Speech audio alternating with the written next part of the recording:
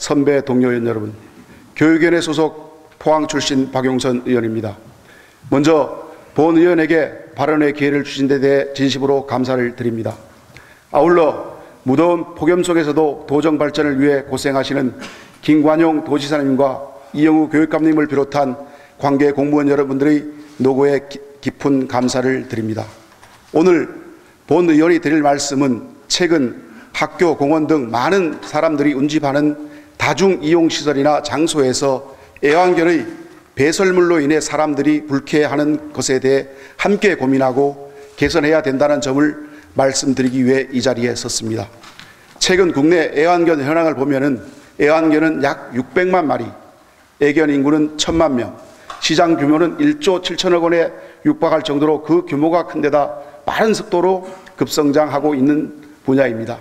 바야흐로 우리나라에도 이제 애견 문화가 자리를 잡았다는 느낌을 받을 정도로 동네 곳곳에 애견 미용실과 동물병원을 쉽게 볼 수 있고, 이제는 사람들이 애완동물이 아닌 반려동물로서 함께 생활하고 있는 추세입니다. 이렇게 많은 사람들이 애완견을 기르고 하나의 문화로 자리를 잡아가고 있는데도 애완견을 책임지고 있는 견주가 최소한의 공중도덕을 지키지 않고 무시한다면 이로 인해 다른 많은 사람들이 불쾌감과 불편함을 겪게 된다는 점입니다. 동물보호법 제13조는 동물을 동반하고 외출할 때에는 목줄 등의 안전조치를 취하여야 하며 배설물이 생겼을 때에는 즉시 수거해야 한다라고 명시되어 있습니다.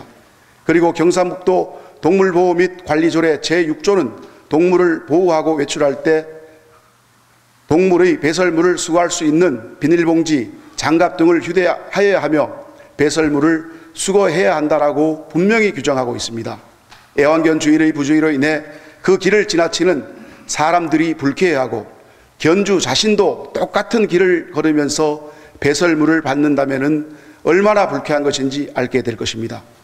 요즘 학교는 아침 저녁으로 지역 주민들이 운동을 하는 장소로, 그리고 주말에는 지역 단위 체육 행사 등으로 다양하게 활용되고 있습니다.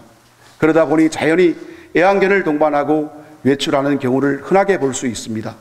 문제는 애완견의 배설물 처리를 제대로 하지 않는 소수 주민들 때문에 매일 아침마다 일선 학교 교장 선생님들의 고충이 너무나 심하다는 사실입니다. 심지어 어떤 교장 선생님은 매일 아침 학생들이 등교하기 전에 지저분하게 널려져 있는 애완견 배설물을 치우다 보니 학생들이 개똥교장이라고 부른다고 합니다. 수년 전 지하철 안에서 자신이 데리고 있는 애완견이 배설물을 했는데도 치우지 않고 내리는 바람에 노인 한 분이 대신해서 배설물을 치우게 된 이른바 개똥녀 사건을 기억하실 겁니다.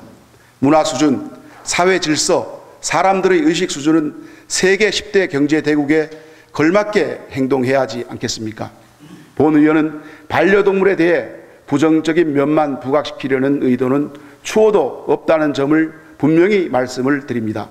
산업화되는 과정에서 현대의학으로 고치기 힘든 정신질환은 동물과 함께 생활하면서 동물과의 교감을 통해 자연 치유되는 사례가 과학적으로도 입증될 정도로 반려동물에 대한 순기능적 면도 있다고 봅니다. 그러다 보니 사람과 반려동물들이 더욱 친근하게 지내도록 하기 위해 서울, 인천, 대전을 비롯한 여러 지자체에서는 반려동물 전용공원까지 조성하고 있는 추세입니다. 우리 도에서도 반려동물 전용 테마공원 내지 관련 산업 클러스터를 조성을 검토해 볼 만한 가치가 있다고 판단됩니다. 존경하는 김은교 의장님과 선배 동료 의원님, 그리고 김관용 도지사님과 이영우 교육감님, 애완견의 주인이 타인에게 피해를 주지 않고 어떻게 처시냐에 따라서 반려견은 이웃에게 사랑의 대상이 될 수도 있고 혐오의 대상이 될 수도 있습니다. 주인이 끝까지 가족처럼 책임지는 자세, 이웃에게는 피해를 주지 않으려는 시민정신이 더욱 강조되어야 할 때입니다. 그렇게 될 수 있도록 힘써 주실 것을 당부드리면서 본 의원의 5분 발언을 마치겠습니다. 경청해 주셔서 감사합니다.